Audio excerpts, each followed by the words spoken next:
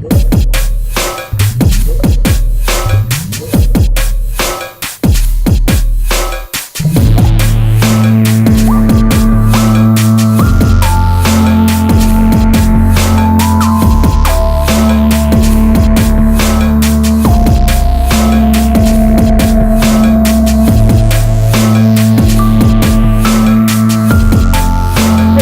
to Board Online, Board Offline. Today I'm bringing you a unboxing of Euphoria, Build a Better Dystopia. Now this is a game designed by Jamie Stonemaier and Alan Stone from Stonemaier Games. It is a worker placement game where you are basically trying to exert the most influence over this dystopian civilization. Also, if you like what you see while you're watching this video and you'd like to purchase Euphoria, please feel free to click on the link in the description below and purchase it through that link to support the channel a little bit in the process. So let's see what comes in the box for Euphoria. All right, so here we go. We've got Euphoria, Build a Better Dystopia by Jamie Stonemaier and Alan Stone. 2 to 6 players, 13 plus for the ages, and about 60 minutes. All right, and here, let's see on the back, we've got the components here. A bunch of stuff here. 48 unique recruit cards, 36 artifact cards, 6 of each kind, 6 ethical dilemma cards. Man, you know what? There's a whole bunch of stuff on here. I'm actually not going to read through all that because we're about to open the box up.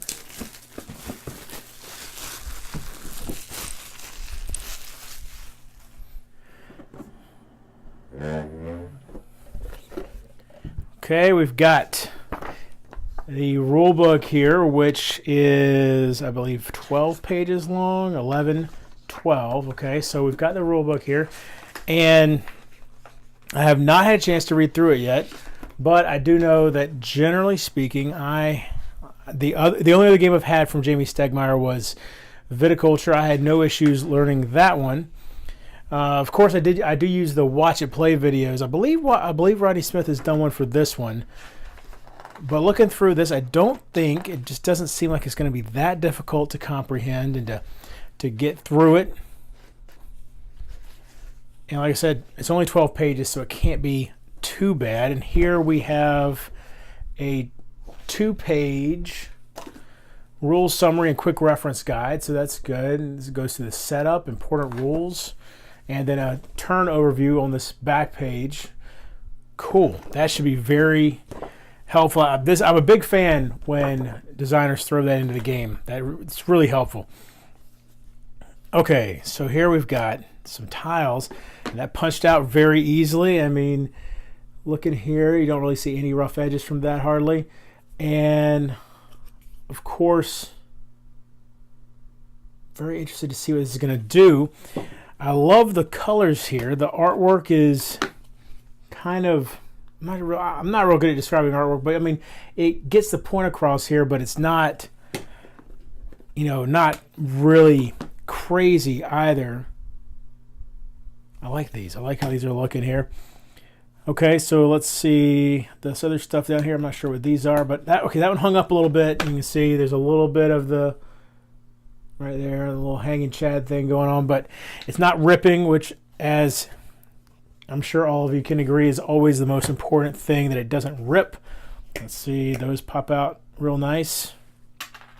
So we've got more of those tiles as well, and looks like one more of these again. And each of these was different color. I'm not sure. I wonder what those are for. Okay, here we've got the board itself. So let's open this up real quick.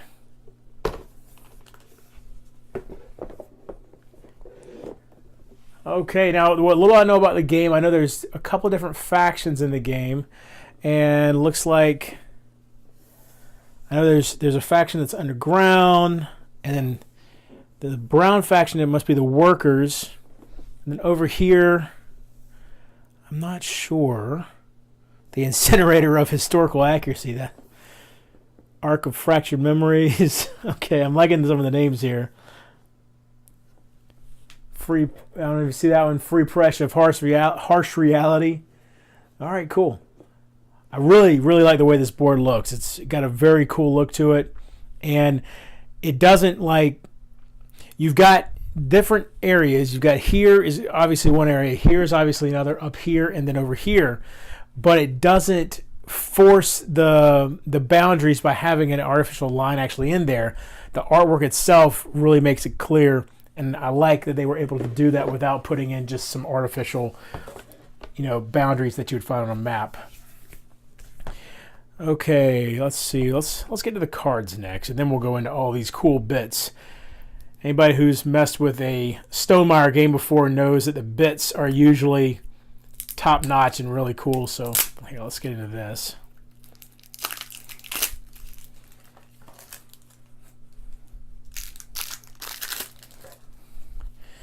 Okay, so we've got this purple. Oh, okay. So these are all the purple back cards here. What do we get? Oh, okay, teddy bear, books. So these are some kind of good of some sort, it looks like. Okay. Oh, okay, look at it. We got viticulture here. So now I'm thinking that all of these have some kind of little hidden meaning. Wrinkle, obviously, almost certainly is a reference to Wrinkle in Time. But I don't know what these others would be. Anyway, so that just repeats over and over again.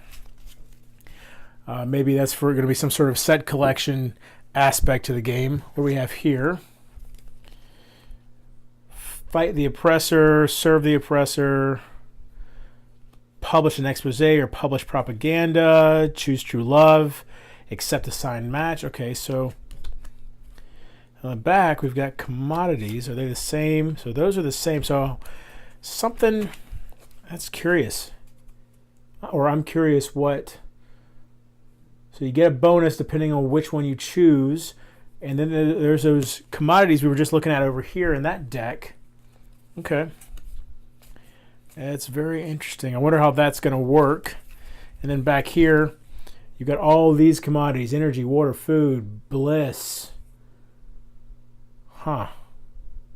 Okay. Let's move into these cards.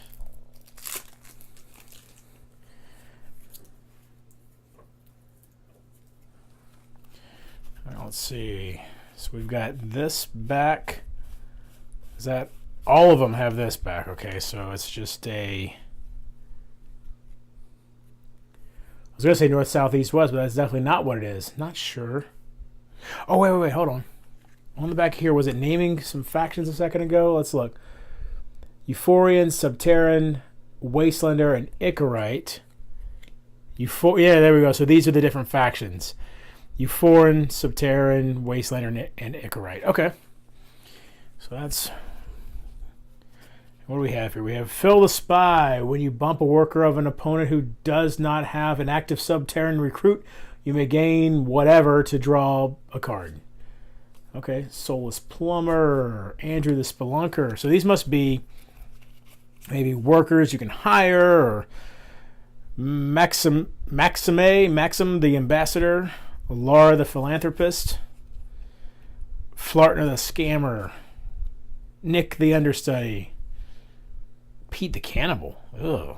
All right. Okay.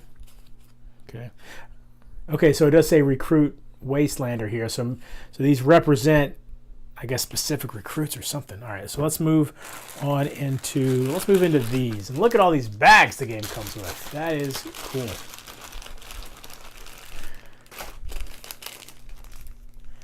And nice wooden bits here. This is food from the looks of it. Yeah, I like the quality. The quality here. I can't tell. Somebody asked me recently if something was dyed or painted, and I'll be honest, even after they explained how to tell the difference, I just can't quite figure it out. But why isn't it? There we go. But yeah, either way, very good quality pieces here. I love the custom shapes. What else we have in here? We've got, that is the Bliss. Is that what it's called? So there's the Bliss. Looks like kind of green clouds. Now we've got some stars. I'm guessing these have to do with the individual players. And these must be the player colors here. Okay, yeah, again, we've got, because it's 2 to 6 players, right? When we say 2 to 6 players, yeah. So we've got all the different player colors here. I like that black's a color. That's always my choice. Okay. Here we've got energy. Cool. What is this? Let's see here. This looks like, is this the gold? That's probably the gold. That's the gold, yeah. Let's pull that out real quick, see if that's reflective. Looks like it might be.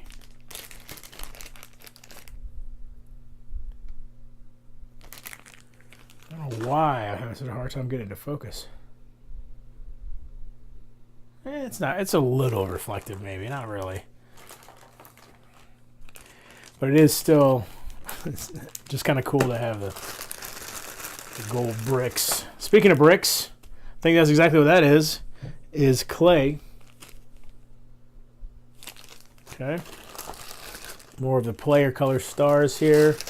Here we've got just obviously water.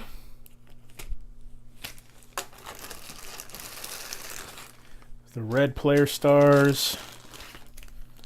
Hearts based on each player color. What is this? They look like little workers.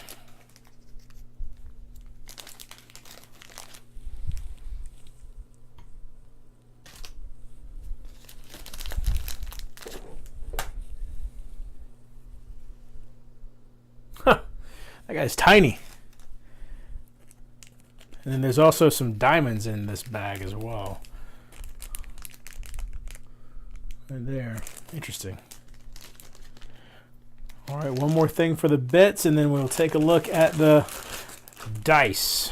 These are stone right there. Very cool. I love so much that there's all these things instead of just cubes. That's just fantastic.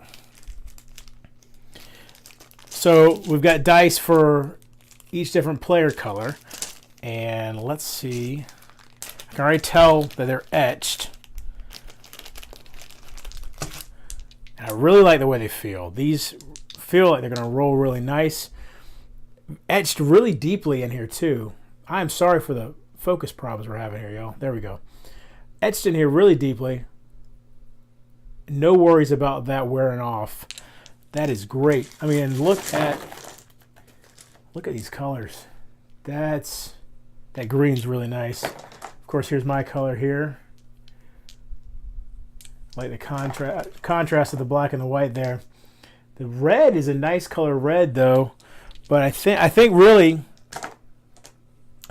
for one thing, it's interesting that they chose to go black here, where almost all the rest of them are white, with the exception, obviously, of the white dye. Everything else is white as far as the actual symbols go, and here they went green. I think that actually, as far as just straight up, if I was picking colors, this dye right here is my favorite out of all of them. Anyway, that's everything that comes in Euphoria. So there you go. That's everything that comes in Euphoria, Build a Better Dystopia. A lot of really cool components in this game. As you saw, the kind of standard for Stonemaier Games is to not use just regular cubes, and instead they have all kinds of cool little things for the water and the bliss and the clay and all that kind of stuff. Hope you enjoyed this video. If you did, please give it a thumbs up. If you like my channel, please subscribe. You can find me over on Twitter @boredonline, and until next time, if you're bored online, bored offline.